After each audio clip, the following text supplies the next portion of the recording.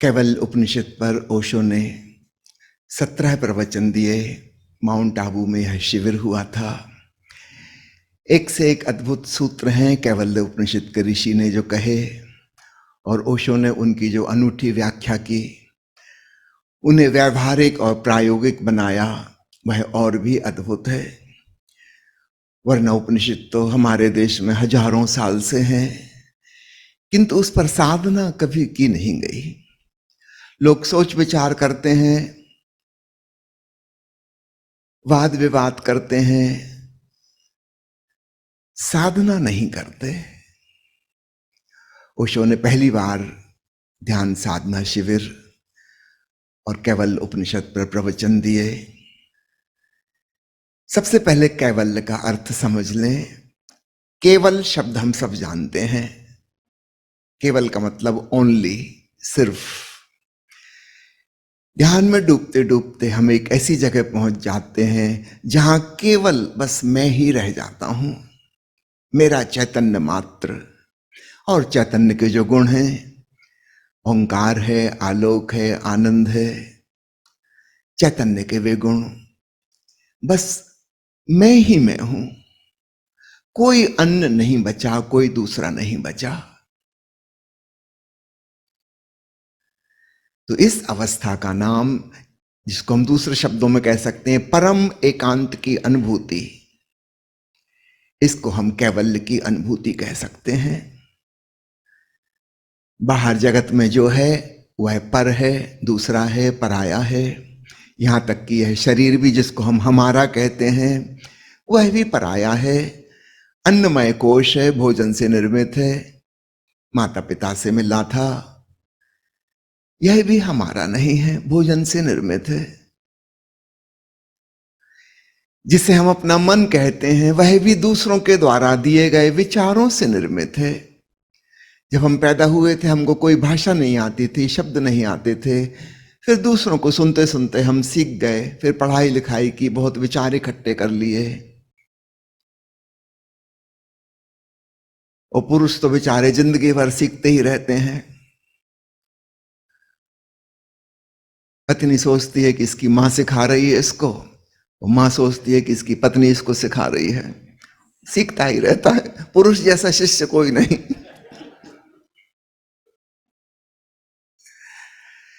याद रखना, जो कुछ भी हमारे मन में है, सब कुछ बाहर से आया है।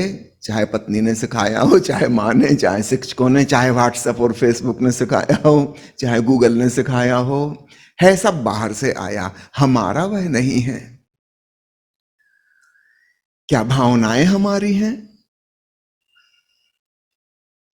नहीं, भावनाओं भी बाहर की परिस्थितियों और व्यक्तियों के रिस्पांस में हमारे भीतर उत्पन्न होती हैं।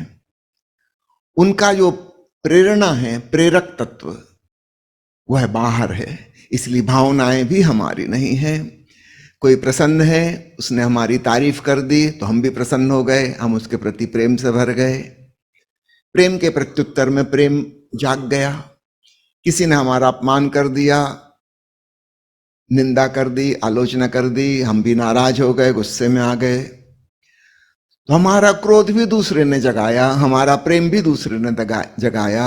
एक स्थिति में आपके भीतर करुणा पैदा हो गई, एक दूसरी स्थिति में आपके भीतर कठोरता पैदा हो गई, किसी के प्रति ममता का भाव जाग गया। तो हमारी सारी भावनाएं बाहर से प्रेरित हैं, अर्थात वो भी हमारी नहीं है। अगर ये परिस्थिति ना होती, ऐसा व्यक्ति ना होता, तो ये वाली भावना भी भीतर पैदा ना होती। मनोवैज्ञानिक शोध करते हैं अपराधियों के ऊपर, और उन्होंने पाया कि अधिकांश लोग वे हैं अपराधियों में जिनको बचपन में प्रेम नहीं मिला, माता पिता का स्नेह नहीं मिला, बड़े बुजुर्गों से जो वात्सल्य मिलना था वो नहीं मिला। अब जो भी कारण रहे हों उनके घर परिवार के, चूंकि उन्हें किसी ने प्रेम नहीं किया, तो उनके अंदर प्रेम की भावना ही पैदा नहीं हुई। वो कठोर भाषाण हृदय, उनका किसी के गर्दन दबाने में, गोली मारने में, मर्डर करने में, उनको कुछ महसूस ही नहीं होता, क्योंकि उनको कभी प्रेम नहीं मिला, उनके भीतर प्रेम जागा ही नहीं। लोगों ने उनके साथ कठोर व्यवहार किया तो उन्होंने यही सीखा, वो भी कठोर व्यवहार करेंगे, जिंदगी भर करते रहेंगे। किसी के प्राण ले लिए तो क्या हुआ, कोई खास बात उनको नहीं लगती, क्योंकि उनके प्राण भी कई बार जाते जाते बचे हैं, कोई खास बात नहीं। किसी को परवाह नहीं थी, किसी को चिंता नहीं थी, तो उनके अंदर भी वह परवाह पैदा नहीं हुई। इसका मतलब हमारे भीतर जो भी भाव है वह भी दूसरों के द्वारा प्रेरित है, इंड्यूस्ड बाय अदर्स। अगर हमें प्रेम ना मिलता बचपन से, हमारे भीतर प्रेम पैदा ही नहीं होता। फिर हमारा क्या है, ये तो सब पराया हो गया। हमारा केवल वह चैतन्य है, उसमें जो ओंकार का नाद गूंज रहा, वह चैतन्य का आकाश, विराट आकाश, जो सूक्ष्म आलोक से उत्प्रोत है, शांति और आनंद जिसके गुण धर्म है, वही हम हैं और उतना ही हमारा है।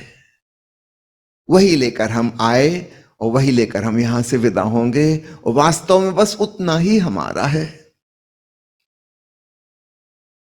उसके अलावा ना हमारा कुछ है, ना हो सकता। ठीक है, हम उपयोग कर रहे हैं, लेकिन वो हमारा हो नहीं गया, हो भी नहीं सकता, प्रकृति के नियम के खिलाफ है। जो हमारा है बस बस वह हम खुद ही हैं। और हमारे खुद के होने का मतलब ये तन नहीं, ये मन नहीं, ये हृदय नहीं, बल्कि वह चेतन ओंकार, आनंद, आलोक जिसके स्वभाव हैं, गुण धर्म हैं। तो कैवल्य का अर्थ खूब अच्छे से समझ लीजिए। यहां केवल मैं ही रह जाता हूं, बाहर से आए सारे प्रभाव विदा हो जाते हैं। मैं अपनी शुद्धता में मौजूद हूं। इसको ही हम परम एकांत कह सकते हैं। बाहर के जगत में एकांत कभी नहीं होता, बाहर हमेशा दूसरा मौजूद होता है। वो दूसरा इंसान ना होगा, पेड़ पौधे होंगे, पशु पंक्षी होंगे, नदी पहाड़ होंगे, कुछ ना कुछ होगा, दूसरा मौजूद होगा। परम एकांत तो केवल अपने भीतर, स्वयं के भीतर ही महसूस होता है। ध्यान की परम अवस्था है वह। तो कैवल्य शब्द उपनिषद के ऋषि ने खूब उपयोग किया है। महर्षि पतंजलि का योग शास्त्र, जिसमें कि 4 अध्याय हैं, जिनको वो पाद कहते हैं, साधन पाद, समाधि पाद, कैवल्य पाद, विभूति पाद। तो एक हिस्से का नाम ही कैवल्य पाद है। और फिर भगवान महावीर ने इस शब्द का खूब उपयोग किया। केवल ज्ञान, यह शब्द जैन धर्मावलंबियों में बहुत प्रचलित हुआ। केवल ज्ञान, सामान्यतः हम जिसको ज्ञान कहते हैं, जो हमें इंद्रियों के माध्यम से होता है, इसमें 3 तत्व मौजूद रहते हैं, ज्ञाता, ज्ञेय और ज्ञान। आप मुझे देख रहे हैं, मुझे सुन रहे हैं, मैं आपको देख रहा हूं। ये छोटी सी घटना है, इसमें 3 चीज मौजूद हैं, बोलने वाला, सुनने वाला और बीच में श्रवण की घटना घट रही है। याद रखिएगा, अक्सर हम बीच वाली चीज को चूक जाते हैं। हम सोचते हैं 2 हैं, सुनने वाला, बोलने वाला, देखने वाला और दृश्य। अगर प्रकाश ना होता तो दृष्टा भी मौजूद होता, दृश्य भी मौजूद होता, लेकिन फिर भी दर्शन नहीं होता। यदि बीच में हवा ना हो, मैं कितनी जोर जोर से चीखता रहूं, आप तक कोई आवाज नहीं पहुंचेगी, क्योंकि हवा के माध्यम से ही वो तरंगे जा रही थी। इसका मतलब सिर्फ बोलने वाला और सुनने वाला नहीं, तीसरा तत्व और मौजूद है, वो जो श्रवण की घटना घट रही है। श्रोता, वक्ता और श्रवण, दर्शन, दृष्टा और दृश्य, 3 चीजें मौजूद हैं। थोड़ी सी सूक्ष्म बात हो जाती, नॉर्मली हम द्वैत में बांटते हैं, ऑब्जर्वर एंड ऑब्जर्व्ड, लेकिन एक तीसरा तत्व और है, observation.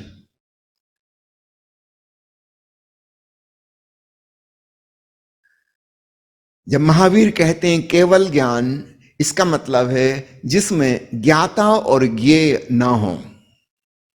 No one who is observing and nothing is being observed.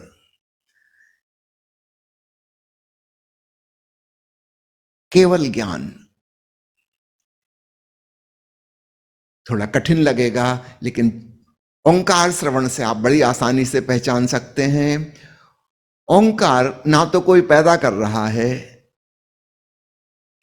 और गौर से खोजना कोई सुनने वाला भी नहीं है, श्रवण मात्र हो रहा है। क्योंकि उसका अनुभव हमें बड़ी आसानी से हो जाता है, तो वहीं से समझना आसान होगा। न श्रोता है न संगीतकार है, मात्र श्रवण। ऐसा ही मात्र दर्शन, ना उस रोशनी का कोई स्रोत है, ना उसका कोई दृष्टा है, मात्र रोशनी, मात्र दर्शन है। तो बाहर के किसी भी अनुभव से हम इसको नहीं समझ सकते, लेकिन जो भी अपने भीतर गया है उसे बड़ी आसानी से समझ आ जाता है कि हां, केवल ज्ञान होता है। ना कोई जानने वाला है और ना कुछ जाना जा रहा है। ज्ञान मात्र, चैतन्य मात्र कह लें, शुद्ध बोध। महागीता में अष्टावक्र कहते हैं शुद्ध बोध। शुद्ध मतलब इसमें अब कुछ मिलावट नहीं है। ना ज्ञाता ना ज्ञेय, मात्र ज्ञान। तो कैवल्य उसका नाम है। और कैवल्य साधना में यही भी समझ लीजिए किसकी साधना के सोपान क्या होंगे, कैसे हम उस तक पहुंचे। तो हम जिन जिन चीजों में पराई चीजों से उलझ गए हैं, वहां से थोड़ी देर के लिए अपने आप को विड्रा कर लें। यह बाहर का जगत, इसमें घटने वाली घटनाएं, बाहर के लोग, थोड़ी देर के लिए उससे छुटकारा पाएं। फिर अपनी देह में जो हो रहा है वह, मन में जो चल रहा है वह, और हृदय में भावनाओं का जो ऊहापोह है वह, थोड़ी देर के लिए इन सबसे विड्रा कर लें। थोड़ी देर के लिए इनसे निवेदन करना कि मुझे अपने आप में डूब जाने दो, परम मौन में, परम एकांत में। मैं फिर आऊंगा, निश्चित रूप से जो मेरी जिम्मेवारियां हैं, उत्तरदायित्व में, वह पूरे करूंगा। थोड़ी देर के लिए मुझे अकेला छोड़ दो। और मजे की बात है, जब हम अपने तन मन से निवेदन करते हैं, वो हमें समर्थन देते हैं, साथ देते हैं। पुराना सन्यासी साधक अपने शरीर से और मन से लड़ता था, और लड़ लड़ के कभी जीत नहीं पाता था। नहीं, लड़ने की जरूरत ही नहीं है। बहुत प्रेम पूर्वक विनती करना कि थोड़ी देर के लिए मुझे अकेला छोड़ दो, तुम भी रेस्ट करो, छुट्टी मनाओ, और मुझे भी थोड़ी छुट्टी मनाने दो, है ना। मन से कहना कितने साल हो गए तुम्हें विचार करते करते, अब थोड़ा सा हॉलीडे, लॉन्ग हॉलीडे ले लो, और हमको भी जरा छोड़ दो निर्विचार। अपनी इंद्रियों से कहना कि बहुत देख लिया, सुन लिया, अब थोड़ा विश्राम करो, और मैं भी विश्राम करता हूं। यहां कैवल्य साधना में हम 3 शब्दों का प्रयोग करेंगे, उनका गौर कीजिएगा। अगर हम शरीर को एक कंटेनर कहें, घड़ा कहें, एक बर्तन कहें, इसके भीतर जो कंटेंट मौजूद है, आत्मा, आनंद, आलोक, ओंकार, आकाश, अंतराकाश, जो भी अपन नाम दें उसको, तो एक बात तो पक्की है, घड़ा है और घड़े के भीतर कंटेंट है। अब दूसरी बात का ख्याल करिएगा कि ये घड़ा जो है ये किसी महासागर में है, और बाहर भी वही जल है जो भीतर इसके जल है। तो उस सागर को क्या कहें? अगर ये कंटेनर है तो उसको, सागर को हम सुपर कंटेनर कहें, क्योंकि सुपर कंटेनर में ऐसे अनंत अनंत घड़े हैं, कंटेनर हैं, और इन कंटेनर के भीतर फिर वही कंटेंट है। तो सर्वाधिक आसान अपने भीतर महसूस करना है, क्योंकि वह निकटतम है। दूर का हमें कैसे पता चलेगा दूर क्या है? पास का हम जान सकते हैं, तो अपने भीतर डूब के हम जानते हैं कि वहां पर चैतन्य है, आनंद है, ओंकार है, ये उसके कंटेंट हैं। अब दूसरी बात का एहसास कि जो मेरे भीतर है ठीक वही बाहर भी है। एक बात तो पक्की हो गई, हम 80 साधक यहां बैठे हैं, कोई शक है क्या कि आपके भीतर जो है वो दूसरे के अंदर नहीं है? Any doubt?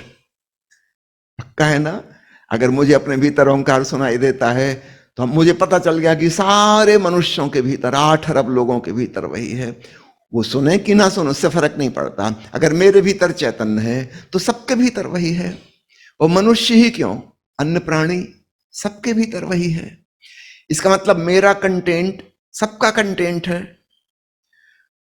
तो स्थिति तो वही हो गई कि हम एक विशाल महासागर में हैं, इसमें अनंत घड़े डूबे हैं और हर घड़े के भीतर वही पानी है जो कि बाहर भी मौजूद है। भीतर वही चीज हो सकती है जो बाहर भी है। इस बात का ख्याल करिएगा। अगर वायुमंडल में हवा ना होती तो बताइए आपके फेफड़े में और मेरे फेफड़े में हवा कहां से होती? हो सकती थी क्या? अगर हमारे लंग्स में, हमारे खून में ऑक्सीजन बह रही है, इसका मतलब हमें बाहर दिखाई तो नहीं देती हवा, मगर है, क्योंकि हम उसी में सांस ले रहे हैं, छोड़ रहे हैं। और हम ही क्यों, सारे पशु पंछी और सारे पेड़ पौधे और मछलियां और मेंढक और सारे बैक्टीरिया और वायरस, सब सबका प्राण तत्व वही है।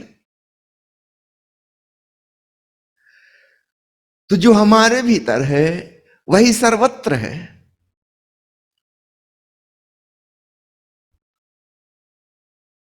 इसको हम एक दूसरे ढंग से भी ले सकते हैं।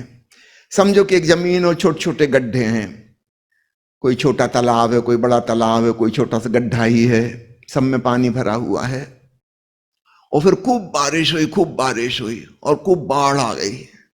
इतनी बाढ़ आ गई नदी में कि सारे छोटे मोटे गड्ढे, छोटे मोटे तालाब सब डूब गए। इनकी जो आइडेंटिटी थी, अब एक दूसरे से अलग अलग अलग अलग लग रहे थे, अब वो बात नहीं रही।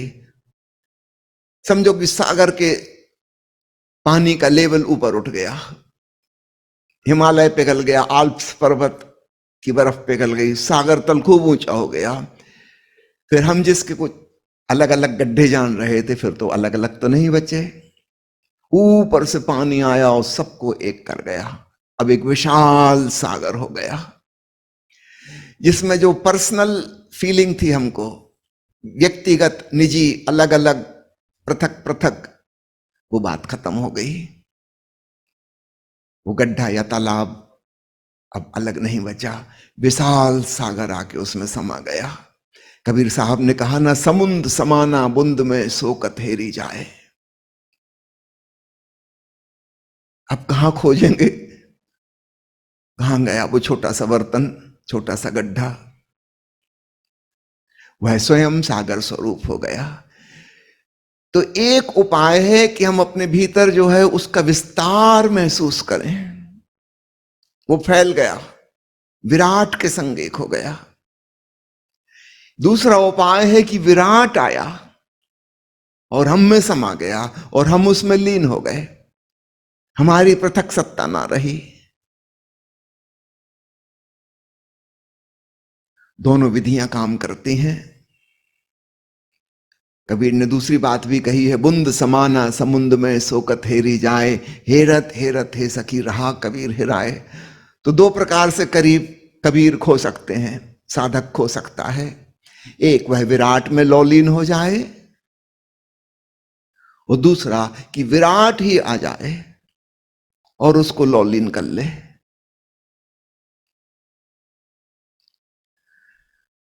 इस केवल साधना शिविर में हम दोनों ही प्रकार की विधियों का उपयोग करेंगे। हो सकता है किसी को कोई सी भा जाए, किसी पर दूसरी चीज काम कर जाए।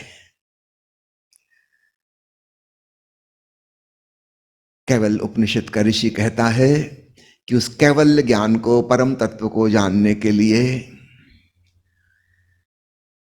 वेदांत का सुनिश्चित ज्ञान चाहिए। सुनिश्चित।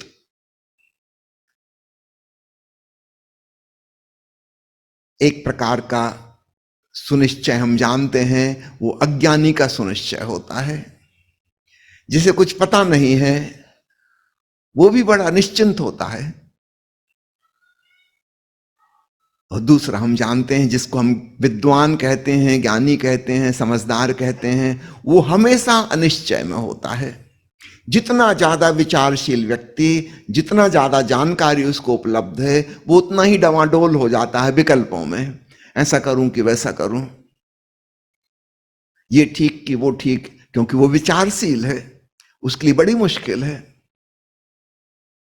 मेरे पास कई बच्चे आ जाते हैं, कौन सा सब्जेक्ट पढ़ें, कौन सी पढ़ाई करें।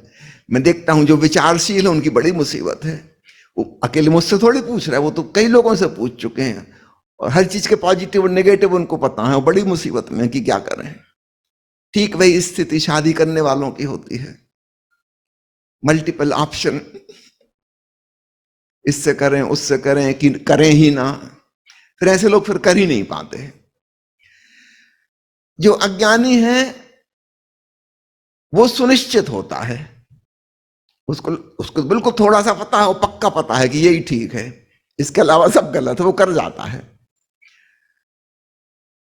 जो अंधे अनुयायी हैं, अंधविश्वासी हैं, वो बड़े पक्के होते हैं, एकदम कट्टरपंथी होते हैं, क्योंकि वो उनको पक्का पता है कि मैं जो जानता हूं वो सही है, बाकी तो सब काफिर है। जो समझदार व्यक्ति है वो बड़े अनिश्चय में चला जाता है, बड़ा डमाडोल। ये भी कुछ ठीक लगती है बात, वो बात भी कुछ ठीक लगती है, ऐसा करना भी उचित, इसमें कुछ अनुचित भी है। ऐसे व्यक्ति अक्सर अकर्मण्य हो जाते हैं, कुछ कर ही नहीं पाते।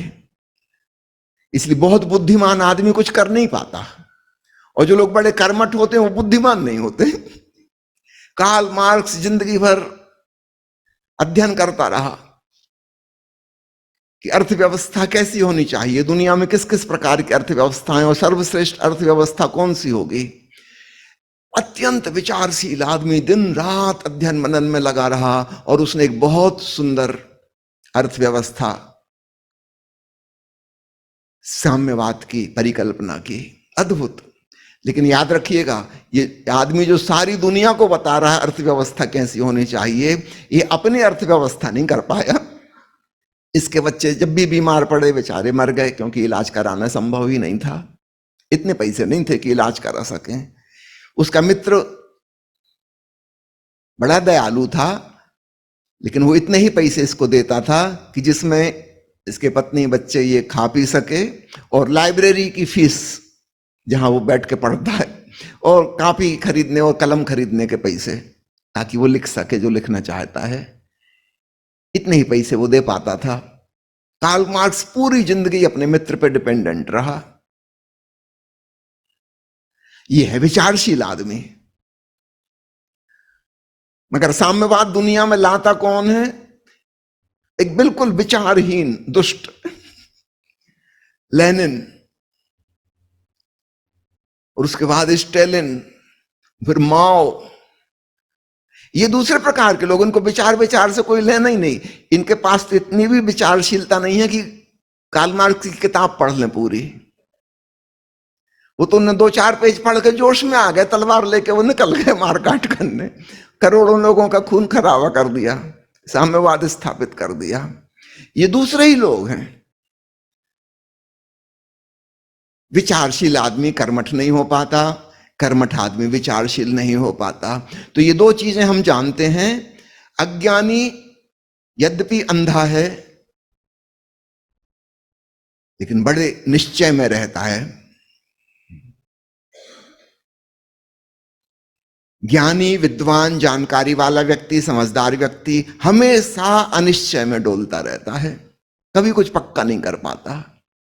कैवल्य उपनिषद का ऋषि बड़ा अद्भुत सूत्र देता है कि वेदांत के बारे में जिसे सुनिश्चित ज्ञान है, और उसके बाद जो संन्यास तथा योगाभ्यास के द्वारा अपने अंतःकरण का शुद्धिकरण करता है, केवल वही उस परम तत्व को, ब्रह्म ज्ञान को जान पाता है। ये शर्तें हैं, ये भूमिका है कैवल्य ज्ञान की।